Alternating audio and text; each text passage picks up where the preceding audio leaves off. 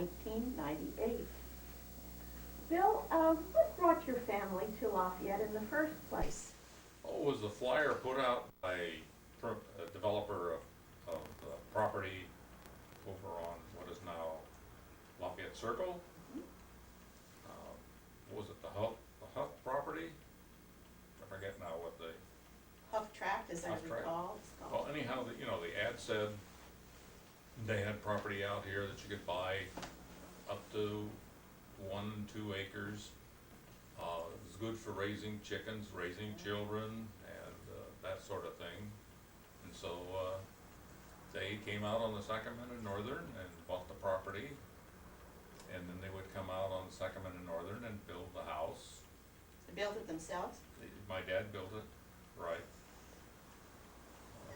We have been building houses ever since they came out here in 1918. Not for sale, but for our own personal use. Wonderful, wonderful. What was the house like in the beginning? It was just one big room Ah. with a path. That was probably pretty typical of the area Right, at the right. time. We had a 30-foot well. The water was so hard you could drink it instead of an Alka-Seltzer. Oh my.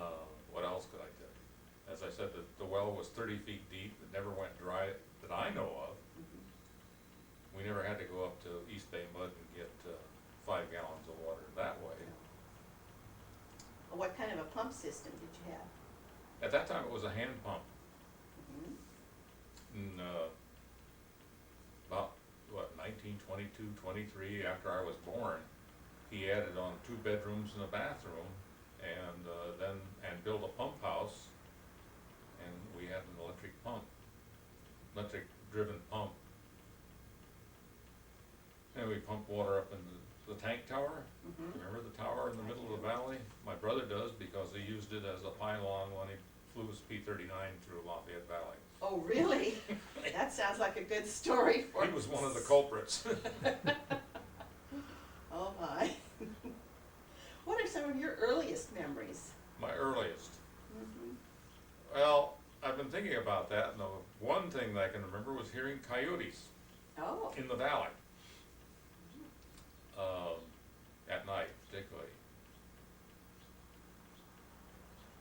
Really, my memory chip doesn't really kick in until I started school Mm-hmm. in 1927.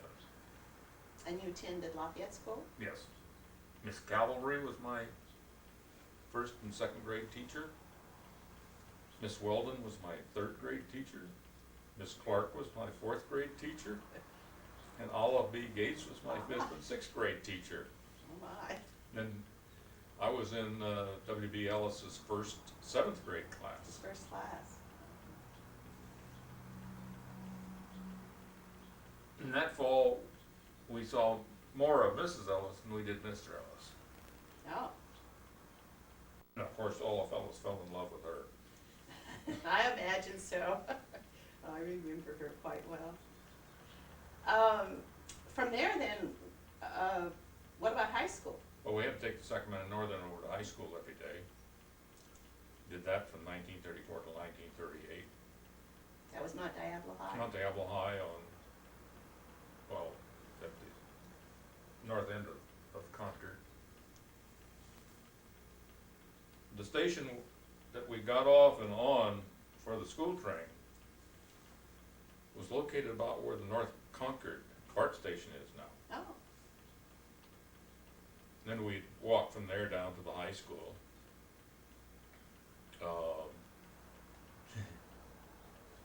One time, a large bird shorted out the electrical system for the Sacramento Northern, and so our train was very late. And the deal was that if it was more than 30 minutes late, we could leave and go home if we wanted to. Well, a group of boys left and went down to Oakland to see Hedy Lamarr in ecstasy. I see. Were you among that group? No, of I boys? wasn't among that group. I stayed out there and went to school. And then when we got to the station in Concord, instead of walking straight from the station to the school, which I did, but the rest of the kids formed a big serpentine. And it took them almost a half hour to go the 3 blocks to school. Oh my. Were there other adventures on that train trip?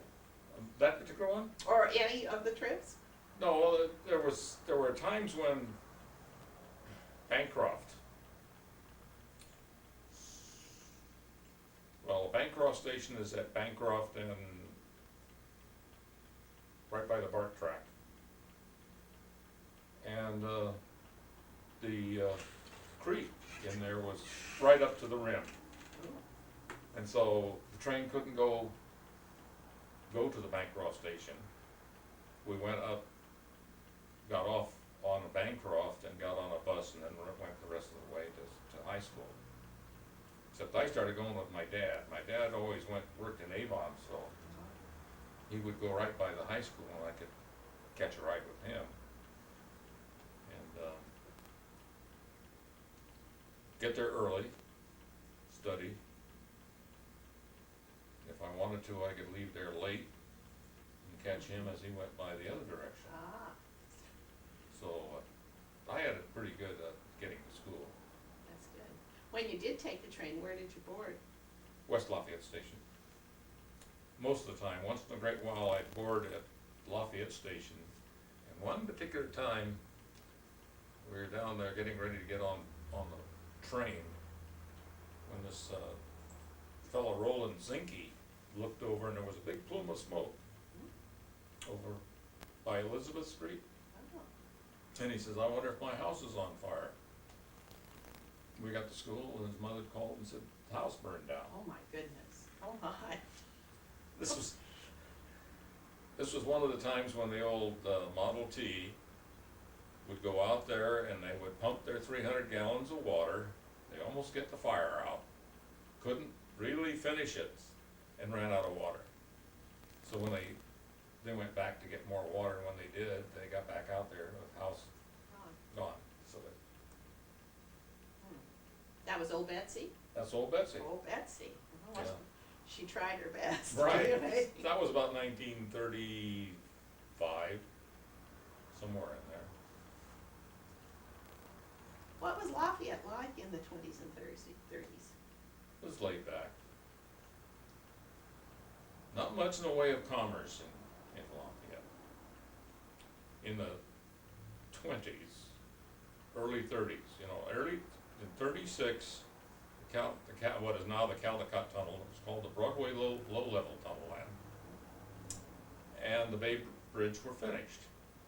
And then people started coming out here on Sundays and buying up property, particularly over there in the Mountain View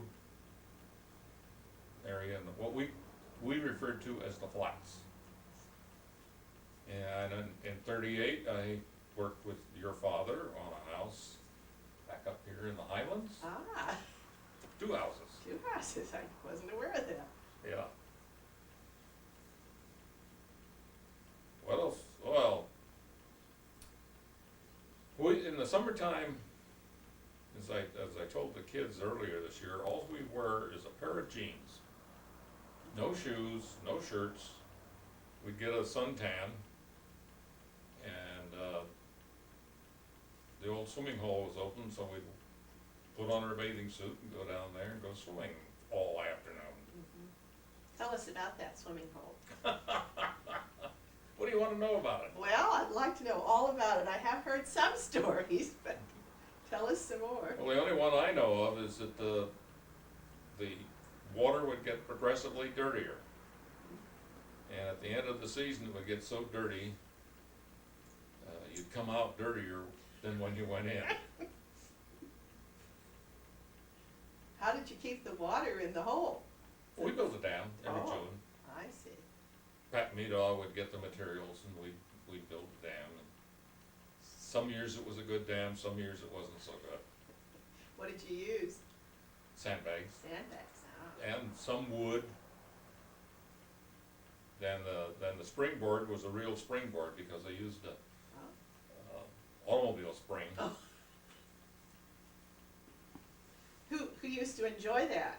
Your you remember the names of any of the fellas that swam in there? Well, there was your Uncle Walt Mm-hmm. and Tom Corbett. You ever heard that name? Yes, I have. See, who else? My brother and I. You know, I can't remember many of the kids that swam in the pool, but mostly it was, you know, kids that we went to school with. Hank Busicus, Whitaker, Austin Whitaker, and Jerry, Austin and Jerry, my brother. No girls? No, I don't remember seeing any girls. Ah. Strictly male. Strictly male, right. And one time, I don't know how many there was, 10 or 12 of us got on one of the rope swings and swung out over the water, and the branch broke. Uh-oh. And we all went in the water, and the branch came down on top of us. Fortunately, it didn't hit anybody. Pat Meadaw was the, lived, or owned the, what is now the Wayside Inn, and lived there, and he was the one that would help us out on the pool. Before that, we went over to Walnut Creek by where Capels is now, and somebody had dammed up the creek there, Oh. and we'd swim there. That's the only other one that I remember. We used to go out to a concrete pool in Alamo. Then later we finally went up to the little lake in Orinda, Oh, yes. which is now a very exclusive club. You can't get into it unless you belong to the club. And what else did we do? Well, we used to go out to Marsh Creek all the time, at the springs, and go swimming. That was an experience because he had these wooden slats, Oh. you know, spaced like the sheathing on a roof for shingles, Yes. Oh. and you could go down those to get into the pool. Slide in? Slide in, kinda, yeah. Boy, What other kinds of things did you do in the summer? well, I used to help my mother with her garden. Oh, tell us about her garden. I do remember it from my day, but. Oh, you do? I do. Well, she always had, you know, anything and everything you could imagine. And the most prolific crops were squash and watermelon. Ah. And then to this day, I don't eat watermelon anymore. No? I got so much watermelon one year, morning, noon, and night. Oh, my.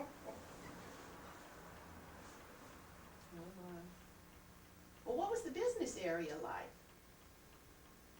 Well, you know, the first thing I can remember was Bob McNeil's Pioneer Store.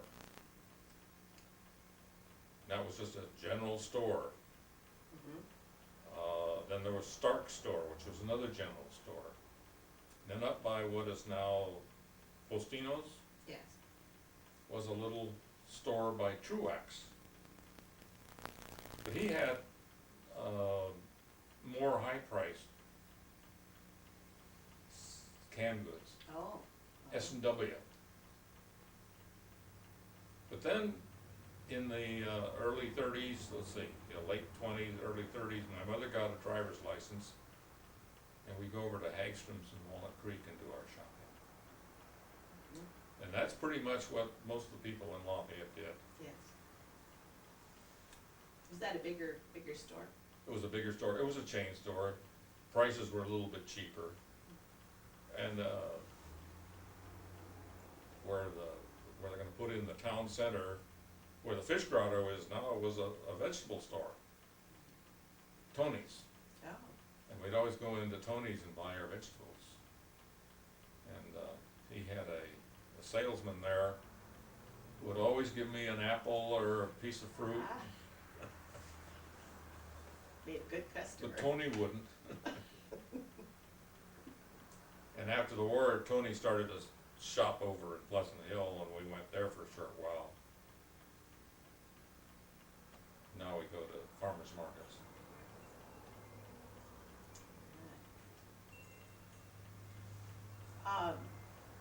us a little bit more about your folks' home there on what is now Lafayette Circle. Yeah, well, it was, when it was first built, it was a single room.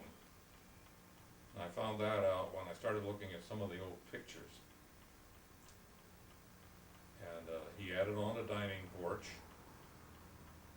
And the back door was out of the dining porch. It used to be out of one end, and then he moved it around to a side, so that people could drive into the driveway and just walk into the house without going around.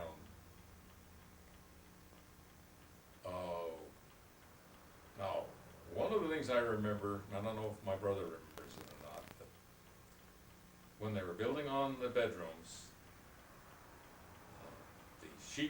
the plasterboard was in, wasn't sheetrock then, it was 1/4 inch. Oh, And this friend of ours from over by Busica's was in the room, and he would turn on the light, and my brother and I would ride on our tricycles. He'd turn off the light, and we'd continue to ride around on our tricycles until we had a crash of some sort, then he'd turn the lights back on again. We were I'm all- sure that was good for the the board. walls, yeah. Oh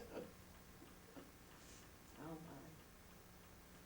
Well, before your folks built their home there, apparently some of the local Native Americans must have lived there. Yes, Tell us yes, about yes. that. That's an interesting thing to me. Okay, yeah, the Native Americans, right. Members of the coastal Miwoks, Hmm. and specifically the Saklan tribe. Well, before my folks moved out, and, the first 2 or 3 years, kids would come over with these cloth sacks that sugar and flour came in, and fill them up with obsidian pieces. Oh, And many of them were, arrowheads, complete arrowheads. So we would find arrowheads all over the place. The best time to go out was right after a rainstorm, and you'd see this glitter, mhm. walk over, pick it up, and it might be just an obsidian chip, then again, it might be a complete arrowhead. So you picked up everything you could see. We would find arrowheads, we found sandstone that had been made in the shape of a spear. I don't think would be very effective because it was so dull. Then before I went to high school, late 20s, my dad decided to put a basement in. Dug underneath the house, and we took all the dirt out. Well, in that process, we got down to the adobe. And there on the adobe were 2 skeletons. Oh my. The first one we found, the young fellow was using a pick, and the pick went right through the skull. Oh. And the second one, we found the toes. And so this friend of mine worked up the back, found the skull, and that one, the Native American had been killed by getting bashed in the head. Oh my. So his whole face structure was broken. Oh my goodness. They were in the fetal position. One of them had his arms around his knees. The other one had his hands like so under his head. For goodness sake. My brother and I,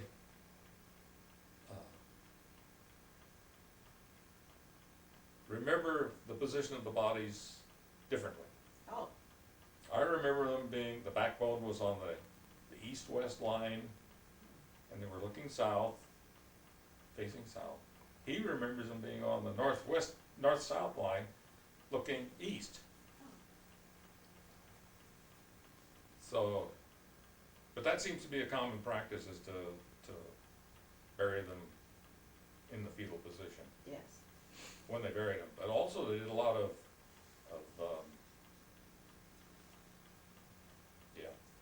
cremation. Mm.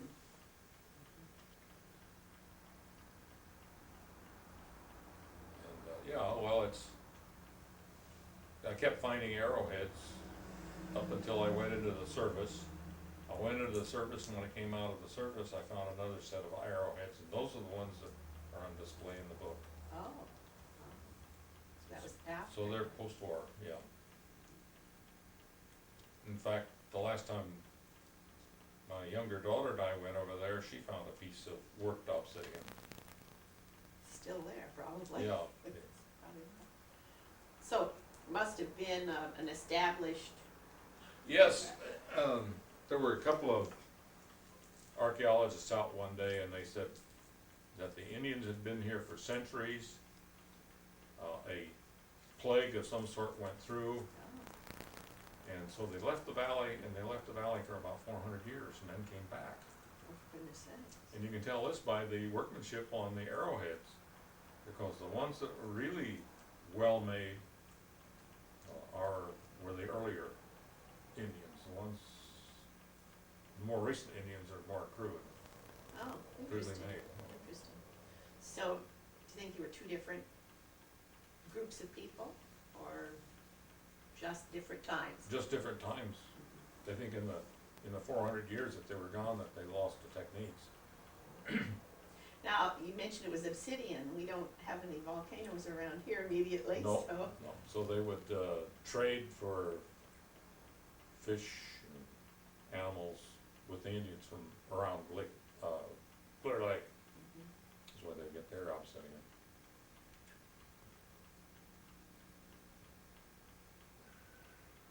You mentioned hearing the coyotes. Do you recall any other wildlife in the area when you were a child? Oh, birds. Squirrels. But mostly when I was in high school, and we'd go over to McNeil's Dairy, which was then at Raleigh Station. In the hill, just west of their property were squirrels, but they were a ground squirrel, where now we have these tree squirrels. And in reading Mutiny, they were always combating squirrels. Yes, yes. I remember stories about that. I don't think we have a ground squirrel in the area at all. No. Or not even one. You mentioned the McNeil's Dairy. It used to be a lot closer to your home, isn't that right? It was right across the street. What kind of establishment was that? Do you remember? It was a, minimum dairy. They had their house and a milk house, as they called it. And in the milk house, they had the cream separators, and before they moved out, they had methods of pasteurizing the milk. Oh, But we drank mostly raw milk. And, it came in glass bottles, and so the cream would separate out from the, oh yes. yeah. And my mother would save the cream and whip it. And the kids down the street would, when they'd deliver it early enough and it would freeze, Ah, the cream would pop out of the top, and they'd cut it off and eat it as ice cream. oh, that's wonderful. Yeah, well, Olive Gates lived just a block away from us. And when they built their house, they used a team of horses and a drag line with a big scoop bucket to dig out the basement. Oh, really? Yeah. Oh. Did you get to watch that? Oh, then? sure, That we was- watched that. We used to fly kites from our place. Oh, really? It was one of the best places to fly kites. We used to build our own kites. Oh, wonderful. What did you use to do that? Newspaper, piece of wood, couple pieces of wood.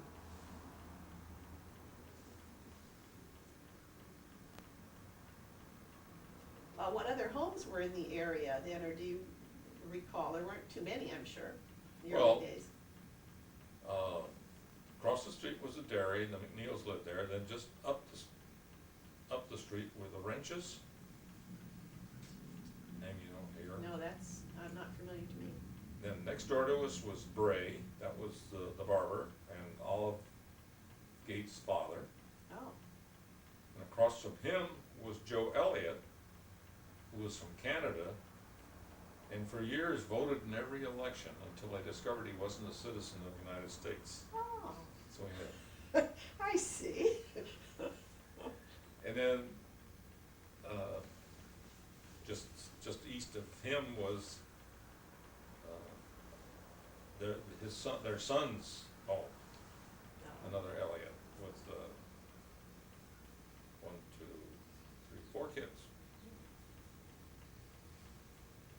We'd spend a lot of time down there, that's where Spruzzo's is now. Oh, yes. And of course, across the street, Percy Whitten built his place. And then later on, Lisa's tea treasure, that was in the late 30s. Yes. That was a gambrel house, the Hoovers in there. Oh, yes. Many times. Been there many times. Oh, you've been to the Hoovers? Yes. Have you been there since it's been a tea shop? Yes, I have, as a matter of fact. Yeah. Bonnie and I still haven't made it. Oh, just last February, so it's fairly recent. Then, as you went in toward Mount Diablo Boulevard, there was a couple lived on the corner, and a series of little rental units. And the Colts lived in one. You ever hear of the Colts? Oh, yes. From France? Mm-hmm. He was quite a carpenter. Oh, I didn't remember that. And then the Stark store was on the corner, meat market, and the grocery store. Across the street was Ma Hunt's ice cream parlor. Oh, And that, that building with a consignment shop in it, yes. it's been turned 90 degrees and moved from the corner, but it was right on the corner. It was on the corner. Yes. And she had bifold doors that she could open or close. And the ice cream was right behind that. Oh, And she had a counter that fit in the doors. And Jack and I would walk down and we'd get a ice cream cone for a nickel. that's a good price. Yeah. Then then my aunt introduced us to Cracker Jacks, and so we conned Mrs. Hunt into giving us Cracker Jacks and an ice cream cone for a nickel. Oh, that was a very good deal. Oh my. Did she carry anything else other than Cracker Jacks and ice cream, or was that? Yeah, hot dogs and hamburgers. Oh. It was a snack stand. Mm-hmm. Actually, she started her business on Moraga Boulevard, Oh, down near the West Lafayette Station, because people would come out to look at property, oh, and they'd be hungry, so they'd get off the train, have lunch, and then they'd go look at property. oh. That's a good plan. Yeah. And then she moved her place over to across from Mount Diablo and Moraga intersection. And one of the women working in her stand, when the hotel burned down, was burned so badly on the face. Oh, really? Yeah, it was almost like a second-degree sunburn. Oh, my. Just from being close at hand? That close, yeah. Do you remember that when the hotel burned Oh, down? yes, that was a big event. I'm sure it was. Tell us about it. I don't know if I can tell much more than what I've read. I didn't realize that the Walnut Creek Fire Department had come in, put a pump into the swimming pool, and saved all the buildings surrounding the hotel. Oh. Again, the fire engine ran out of water. Yeah, well, see, when I went to school, I would walk down past Stark's place, the post office, and then around the hotel and on down Moraga Road to Lafayette School. Oh. That was familiar territory. Yes. I understand it had lots of weeds and things growing around it that time, When it burned. before it burned. Well, I don't remember the weeds. Well, I've heard a family story, but that's for another time. Yeah. Can you think of any other major events, as you mentioned that was sort of a big event? Yeah, well, the Rose House on corner of Brook and Dewey, Mm-hmm. they went out to see a moving picture. When they came back, they opened the front door and the house just went poof. Oh, my. Somebody had dropped a cigarette in the rug, Oh, a lighted cigarette, and it smoldered while they were at the show, and then it caught on fire. It was very spectacular from down in the valley. I would imagine. Did it burn to the ground? It burned to the ground.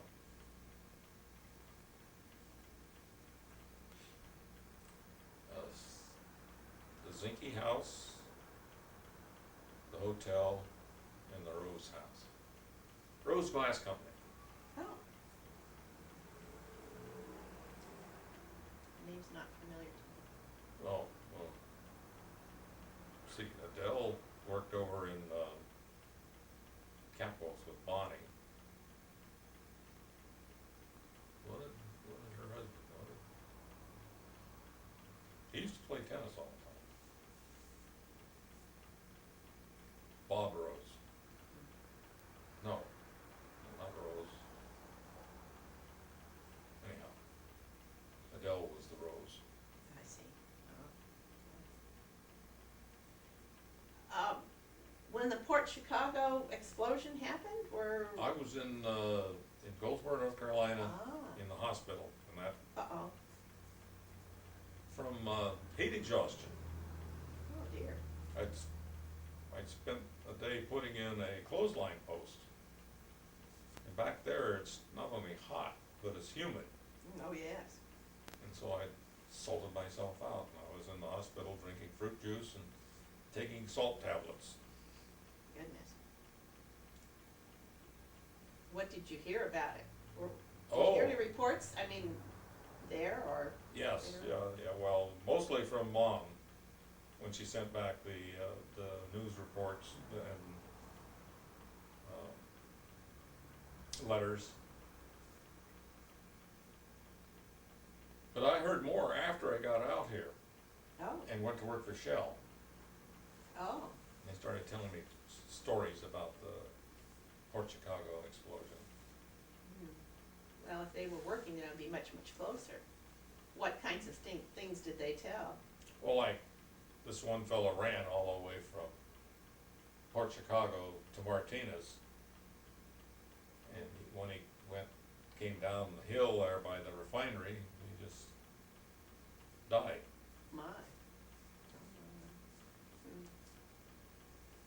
Well, one of the fellows lived in Concord, and his house was cracks all over the interior of the house.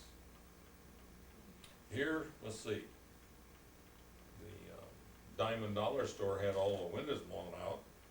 Yes. I remember that. And, you remember the windows I being? remember that as a child, one of my favorite places. Oh, yeah. But I remember the windows being broken, Yeah. as well as the Borghesani's house. Los Borghesani, Yeah, their front window was broken, where was their house? right across the street from our house, when they lived in, you mentioned the man who would live. Oh, Elliot's? Mm-hmm. Oh, she married to, Oh, I don't know, yeah, I don't know, but they. Alf Dahl? No, Alf. I don't know, it was, at that time, the Borghesani's lived there, and Lou and Babe, Yeah, and and that was. Forrest. Yes. And Bob. I don't remember Bob, I remember Forrest. He was always in your backyard. That's right, actually, they both were quite a bit. Have you ever heard from them? No, not in recent years. Oh, the last I heard is that Mrs. Borghesani, they died a couple of years back, Yeah. and Lou just died. Oh, just recently? Well, the last couple of years. Yes, yeah, just fairly recent. Well, yeah, that was, during Prohibition, no, after Prohibition, my dad would give me a note, and I would go down to the Roundup and get a six-pack of beer. Oh, really? Oh, my goodness. Oh, you'd have a note, you just walk down there? Rode my bicycle down there, and he'd sell me a six-pack of beer, packed in a paper bag with ice. I'd put it in my basket and ride home. Finally, he says, Bill, he says, I'm gonna have to stop this. But not tonight. Not tonight. Well, that's sort of a major edifice in the community too, it's a good old Roundup saloon. Yeah, everybody asked me, when was it built? And I said, 1936. And they're surprised that it's that new. And the bar again was in where Ma Hunt had her ice cream parlor. Oh, And that's where the fellow rode a horse in, when to the bar. he rode a horse in there? Oh. When was that? When they would hold the horse shows, Oh. late Oh, 30s, yes. yeah. Tell us what you recall about the horse shows. I never went to one. Never went to one. How about the parade? I don't remember any parades. I do remember going to the town hall Oh, and all the slot machines and pinball machines, and one year they had a fan dancer. oh really? Now, was at the time of the horse show or Yes, just a the regular? weekend of the horse show. Oh, And this friend of ours wanted to go see the fan dancer, but he couldn't talk my dad into going, so he said, asked my dad, he says, can Bill go in? He says, sure. So I went in, I saw the fan dancer. This is what, 36, 37? At the time, Sally Rand was famous for her fan dance. yes.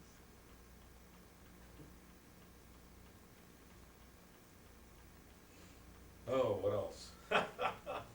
Well, one of the things that makes me recall that you've been very active in recent years in the community, and the town hall has been one of your projects. Tell us a little bit about that. You mean, what's happening to the town hall? Well, what you've been involved with, and Oh, the whole history of that. I'm a member of the Improvement Association. And the Improvement Association were responsible for building the schools, Schoolhouse 2 and Schoolhouse 3. They were responsible for moving Schoolhouse 2 over to Mount Diablo Boulevard, which ended up as Killarney House.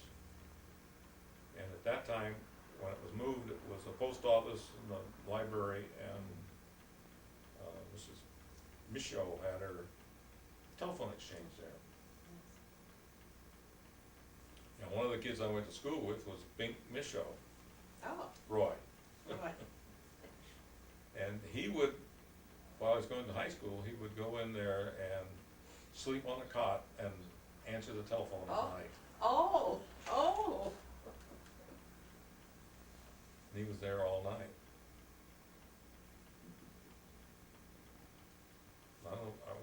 Often wonder what happened to him.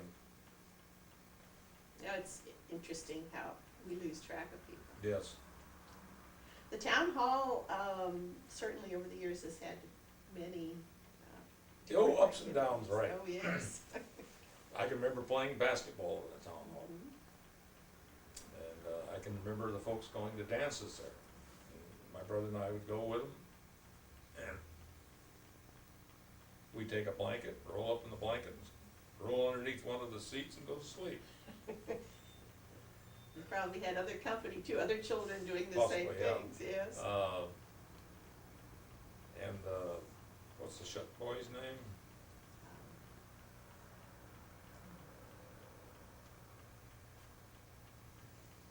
Anyhow, he was member of the first class of CHP officers.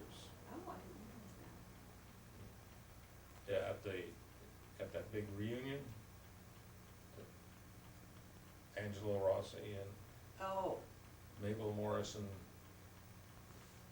organized at the Park Hotel. oh, yes, yes. I got a chance to talk to him.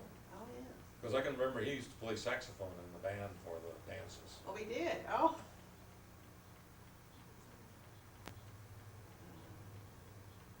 That certainly was a family very well rooted in the community too. Right, the right, Shutts. the Saturday night dances. Until they got too raucous, Oh, too many teenagers.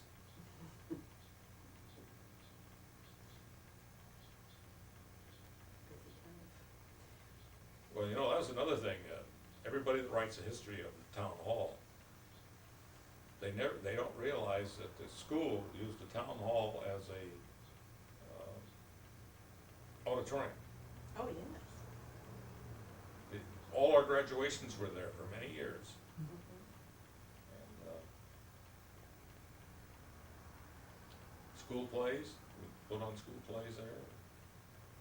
Any school entertainment would be in the town hall. Mhm, mhm. The library was built sometime or what is going to be the school library, the Lafayette School auditorium, was built at some time later then.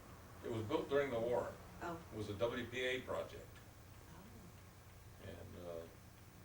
and, M.H. Stanley was the one that was instrumental in getting it and supervising the building. That's actually going to be the only part of the older building left when they finish their remodeling. And that's was built during the war, where the rest of the building, well, part of it was built, it finished in 1921, and another part was added during the 20s. That wing that went out north. Mhm. Yeah, that school's a mess, isn't it? We're at quite a transition period, I think, here in Lafayette, with many things happening, many things Yes. happening. Like all the schools are under reconstruction, and Lafayette Square is under reconstruction. New tenants. Well, you're always very watchful of what's happening in the community. Tell us how you got involved with that. I don't know. When I retired, Bonnie suggested I get involved in the community somehow. That's when I joined the LIA, Oh. which has been going since 1912. And getting involved in the LIA, then I became involved with the city council and the traffic commission. Oh. And, I don't know, the politics of Lafayette is getting out of hand. I was talking to,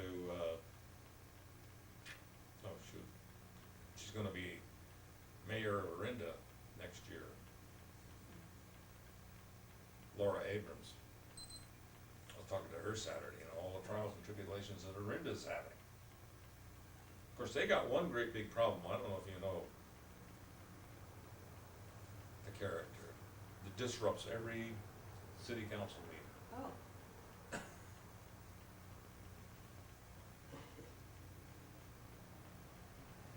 So, Paul Mal Price, but this, no, it's not important.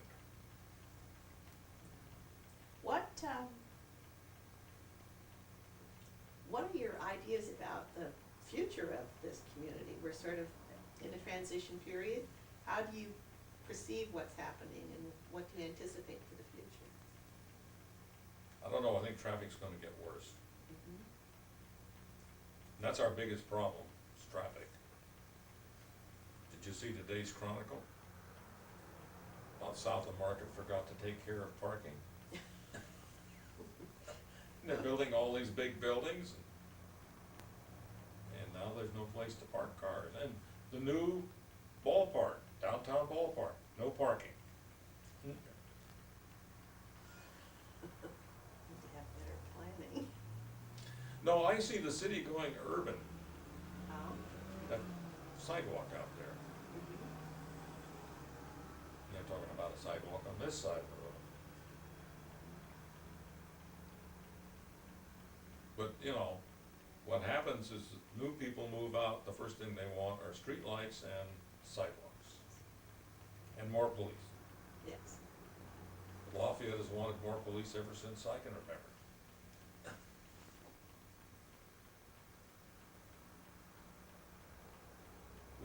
We have two CHP officers live here in Lafayette, Ed Keefe and Shutt.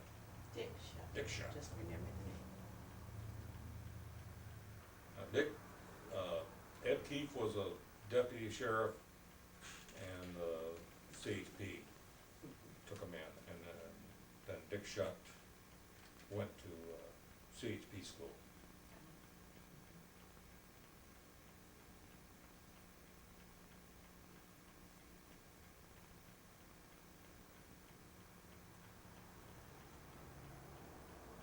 Yeah, what's happening on here? It's kind of a wait and see what's gonna happen with Lafayette Square with all the new buildings, or storefronts mostly. And then the project up where Weldon's place used to be, the town center. Oh, yes. That was, the Weldon family had a whole series of rental units in there. And then the Central Bank built that brick structure. Oh, yes. That was the first bank in Lafayette.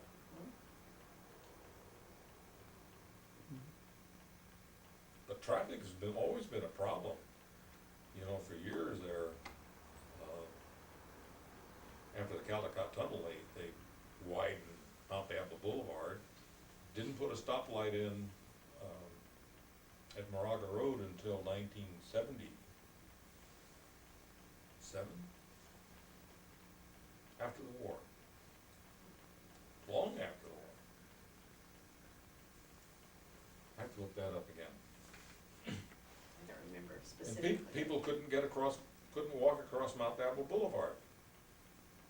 And anybody living in this area had a hard time getting out onto Mount Diablo Boulevard to go to Oakland or to go to Walnut Creek. So we learned all the back streets. I still use them. Busy time. That's long before the freeway. Yeah, the bypass, right. What did you do about doctors in the old days? Good question. Dr. Leach in Walnut Creek was where we would go until Dr. Giroux moved in 1934 or 35, 1930, early 1930s. Dr. Giroux and then Dr. Filer. Dr. Filer had his office in that old building on First and And Golden Gate. Golden Gate Way, that little white building that's still there? Oh, full of termites. didn't realize that was the beginning. What about other services? You mentioned doctors. Well, okay. What's the cleaner down here on Moraga and Moraga? Oh,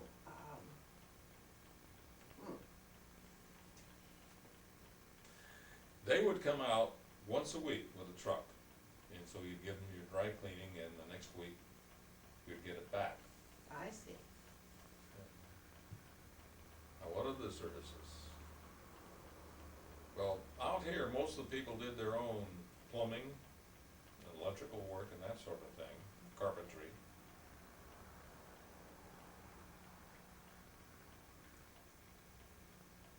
Eating places. There was Bill's with Tidewater Associated Oil Company. Then there were the Kings over at Unical. And of course, later on, Petars moved in. Oh, Tunnel Inn first though. Oh, and then the Curve, which is now Cape Cod House. Yes.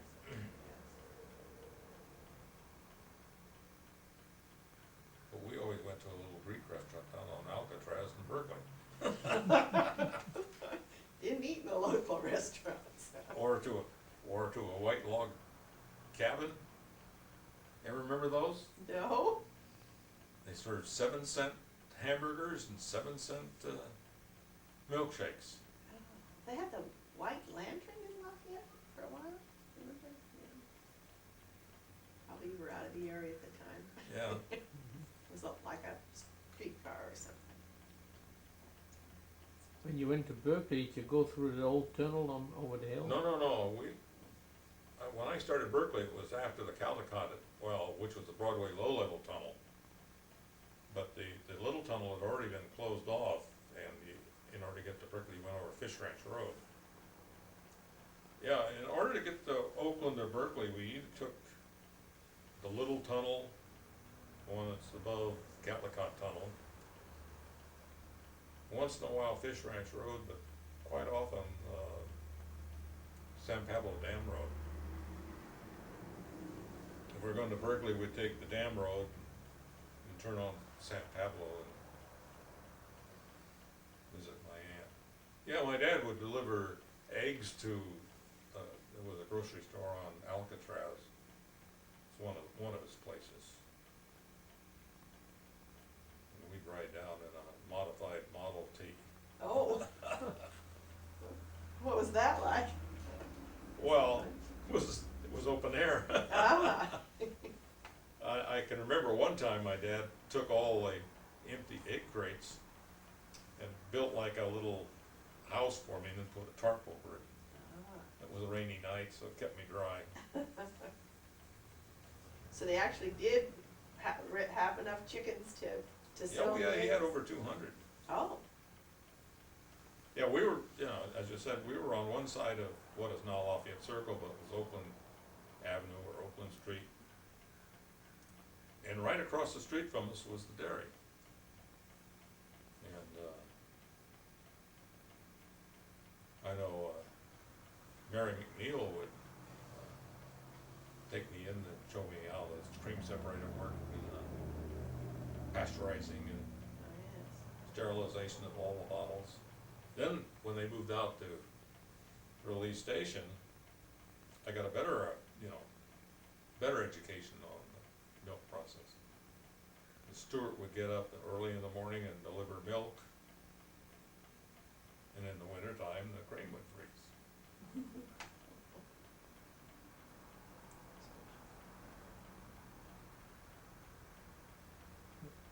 We'd go to Walnut Creek to go to a show.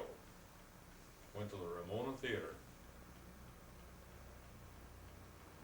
And then when the El Rey started, we would go to the El Rey. Always on the Model A. Well, no. We had a Model A and Chevrolet sedans, and Chevrolet with a cloth top, sedan Oh. with a cloth top. I see, all right. And then toward the end there, we had a Jewett. You ever remember those? That's a completely strange name to me. Yeah, well, Essex and Hudson and Yes, yeah. all those were at that time, and we had this Jewett.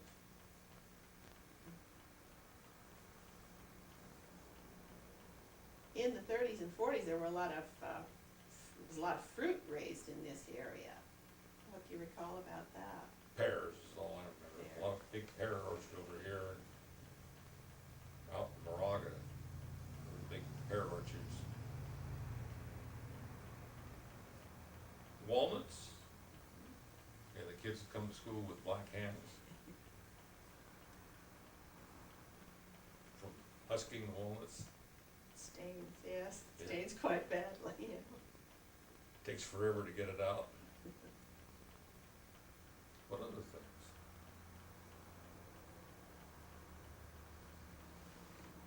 How's the time going? Oh, we're doing fine.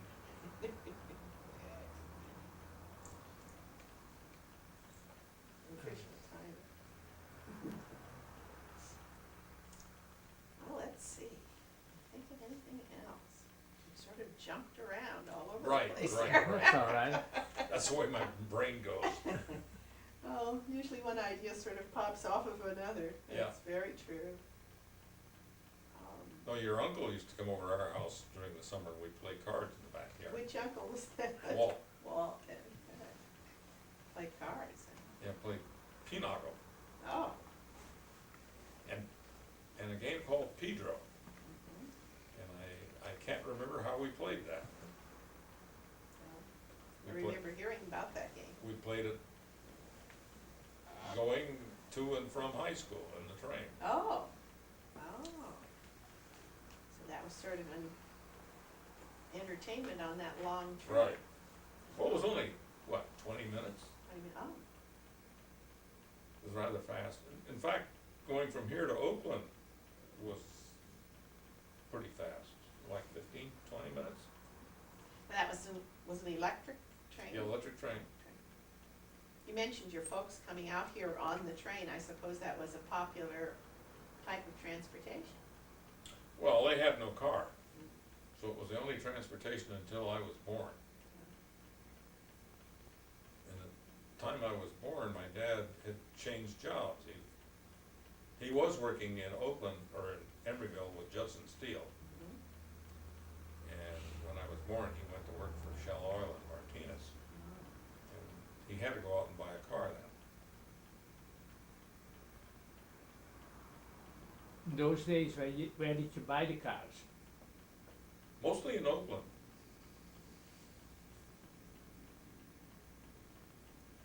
Yeah, there were no, I can't remember any auto dealers except maybe Lawrence's,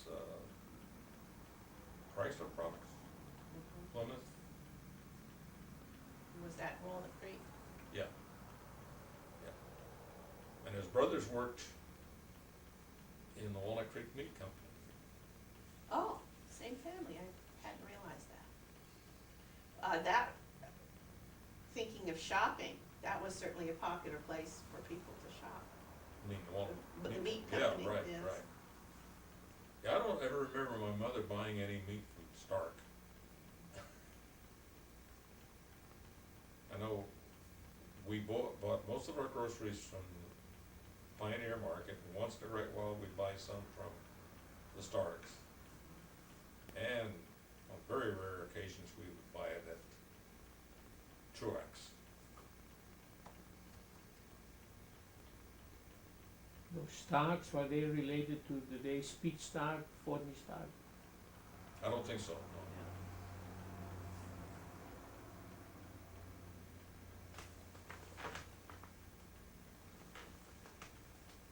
So, Well, thank you very much. Oh, you're welcome. There was another one that was born out here in Lafayette, wasn't it? Who was that? Eleanor Stark. Oh, Eleanor Stark, yes, yes. That Oh. was, Like this David Crosset. He lives in that little house by the old cake box. oh.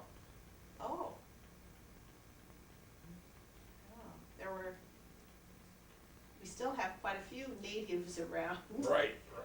People aren't aware of that. Well, like, he was saying one day, you ought to get all the half the sesquicentennials together. yeah, My brother and I, and the Rossi boys. you can Absolutely. make a list. We probably need to add those names to our list, yes. I told the reporter and telling Lois that, that the Rossi boys should be interviewed. Yes. They may have been at one time, but it's a good idea to do that again. I think that's important. And what about the Cosos? We interviewed them a couple of years ago.